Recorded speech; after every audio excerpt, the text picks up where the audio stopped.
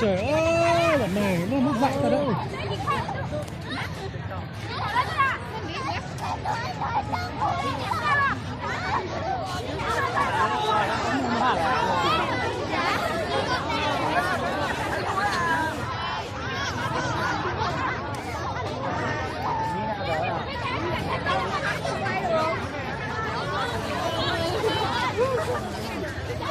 Tắt đường hết rồi.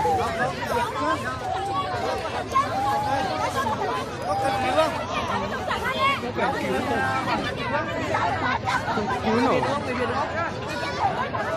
Cứu nổ.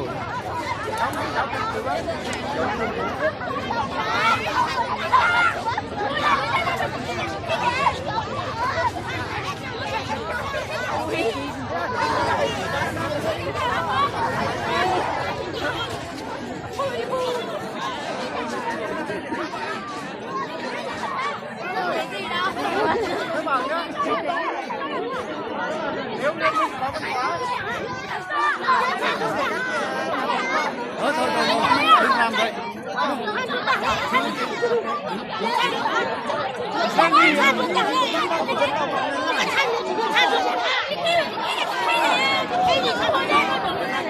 Đề nghị thành viên nhá.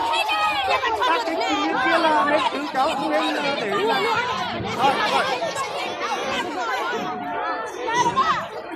Rồi, chính quyền nhé.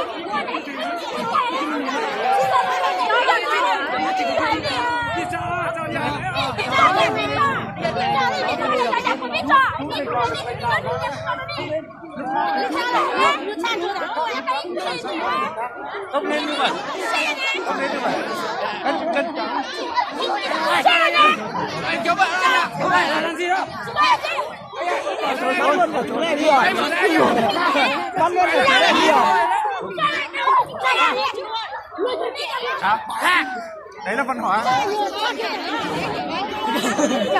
Ôi giời.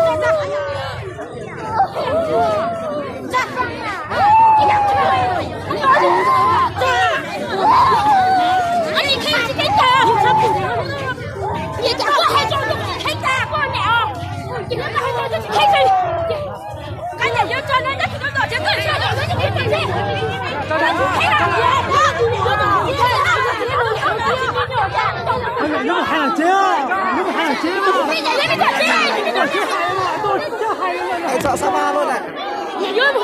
Chợ Sapa các bạn nhá.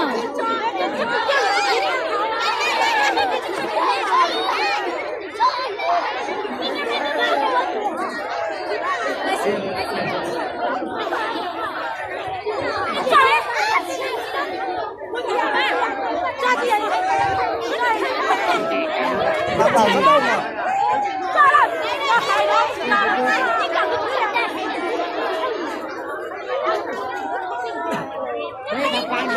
Bắt đủ bắt hốt đi. Để tao còn lại không.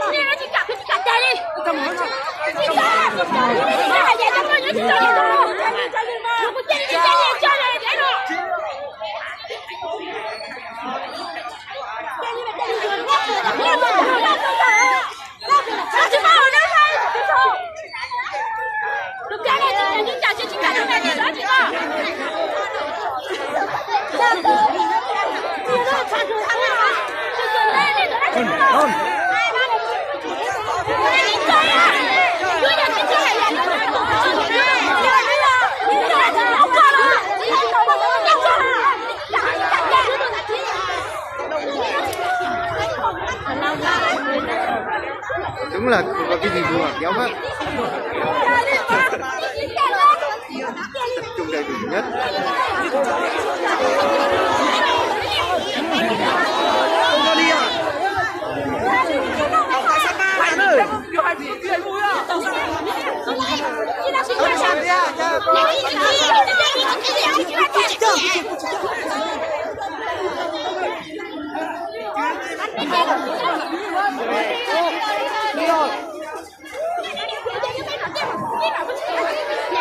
bắt một cô gái này. Nhớ chú con nó đẹp con á, mà nhớ chị khai rồi mẹ, nhớ chú chân gì? Mấy con phụ đây hay là gì là gì rồi mẹ? Gì là gì hả mẹ?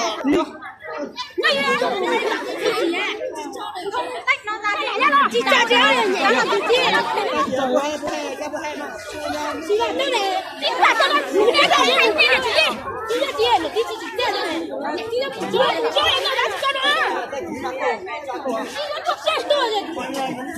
chị thấy được cho này, con nhắc chị là mẹ, chị là mẹ đứa trẻ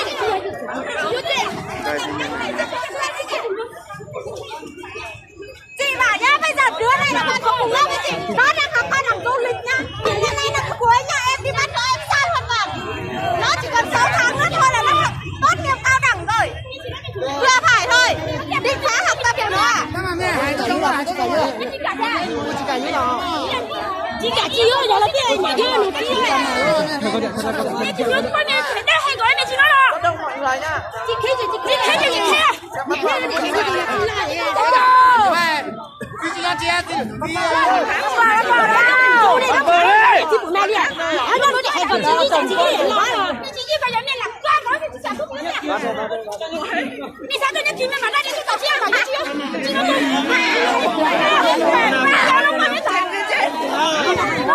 Con nào vậy?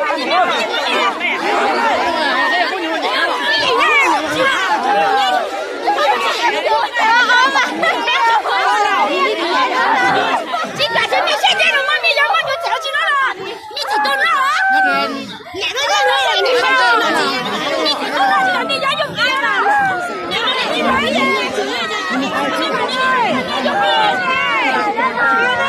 Chị cả lâu nó cái này cũng sai chứ. Cứ còn ai nữa.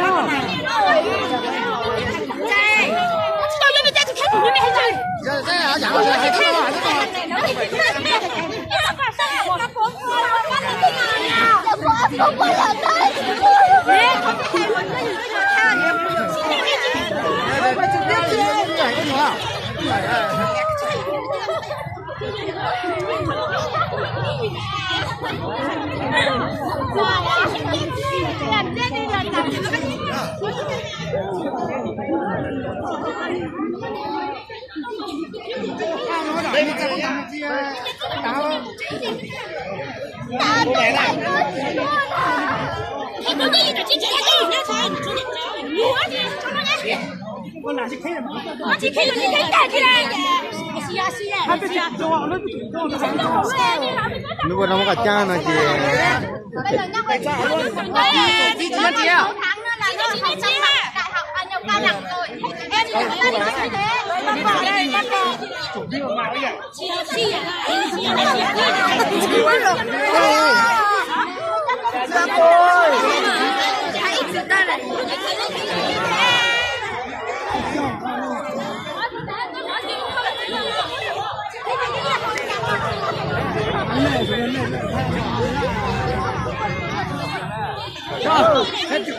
Chẳng kia đây hả? Ở đây, vậy không nhở?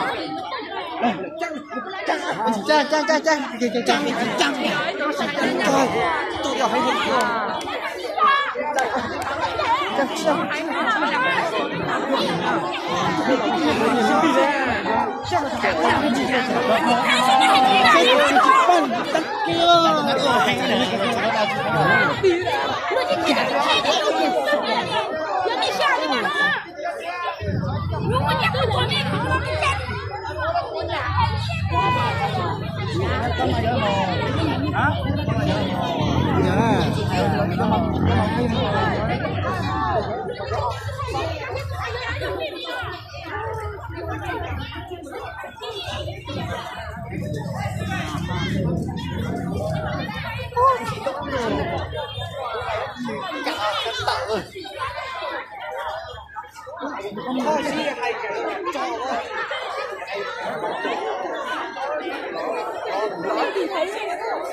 Lên điêu.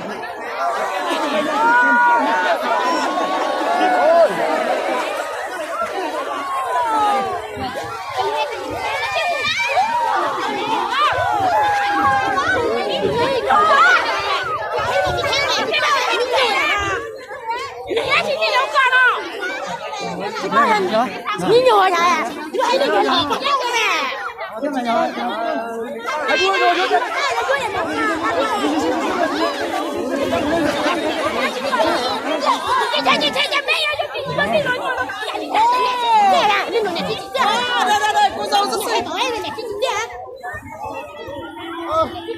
咱们就干好了。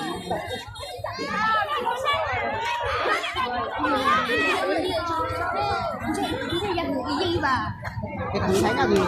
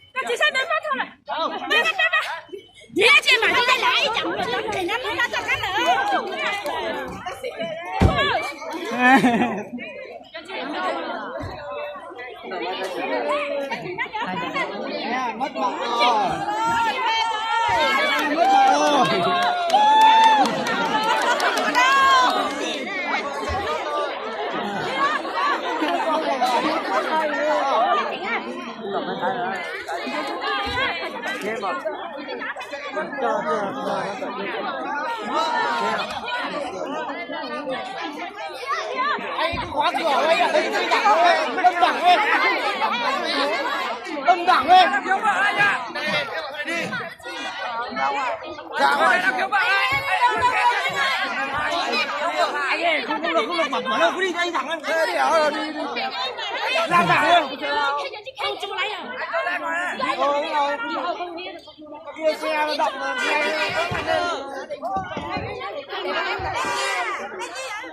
bây giờ khách người ta lên xe rồi tránh xe đi cho người ta đi khách lên xe rồi bắt được rồi chơi cho người ta đi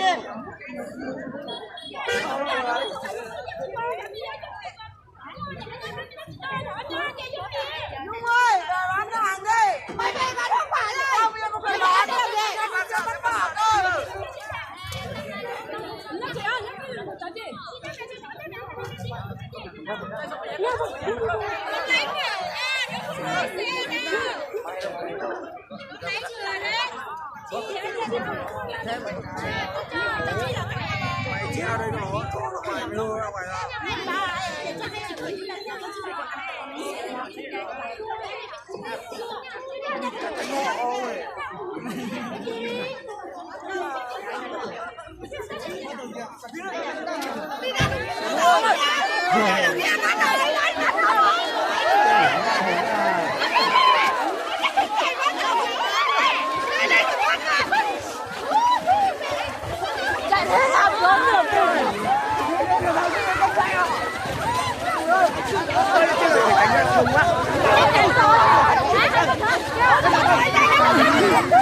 chị kéo ba theo mẹ theo xe ha mẹ này là cho chị nhà chị mẹ nhà chị thấy gì nhà chị nên nhà vô tôi đặt chị nó sẽ gì đâu gì đó cô luôn tốt rồi